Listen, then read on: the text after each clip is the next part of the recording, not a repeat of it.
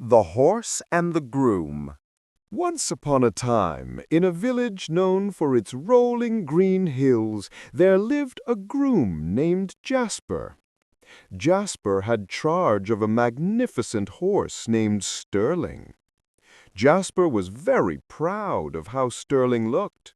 From dawn until dusk he would wash Sterling's coat, comb his flowing mane, and polish his hooves until they shone like black marble. "You must be the most beautiful horse in the kingdom," Jasper would exclaim, admiring his own reflection in the horse's flank. But he cared more about the shine than the horse underneath. Jasper had a secret, selfish habit. He wanted extra money to buy sweet cakes and fancy ribbons for himself. So every evening, when the stable doors were shut, he would take Sterling's dinner bucket and scoop out most of the oats. "A horse this pretty doesn't need to eat so much," he whispered to himself, pouring the stolen grain into a hidden sack to sell at the market. Poor Sterling would watch from his stall, his stomach rumbling like distant thunder as his dinner disappeared. Weeks flew by, and poor Sterling grew weaker every day. Jasper kept brushing and polishing, obsessed with the sparkle, but he completely ignored the hunger in the horse's eyes. One afternoon, Jasper pulled the lead rope for a trot. Sterling tried to obey, his coat gleaming like gold, but his legs simply folded underneath him. He stumbled and sank to his knees, too exhausted to stand.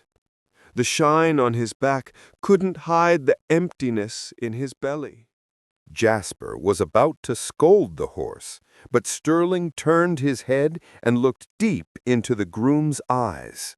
He summoned all his remaining strength to speak the truth. "Jasper," the horse said firmly, "you spend all day fixing my hair and polishing my hooves, but you steal the very food that gives me life. If you really want me to be a fine horse, you must brush me less and feed me more. A shiny coat is useless without a strong heart." Jasper felt a deep shame wash over him. He realized he had been caring for the image, not the animal. He immediately threw away his grooming brush and ran to the feed bin. He returned with a heavy sack and filled Sterling's trough to the brim with golden, crunchy oats. "I am sorry, Sterling," Jasper said softly. From that day on, Jasper worked less on the outside and more on the inside, and Sterling became the strongest, happiest horse the village had ever seen.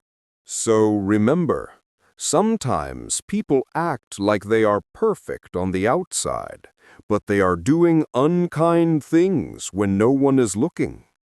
This is called being a hypocrite. Just like Sterling, we must be brave and speak up when someone says one thing but does another. Real kindness is what you do, not just what you show. Thanks for watching. I hope you enjoyed this. Please like and subscribe.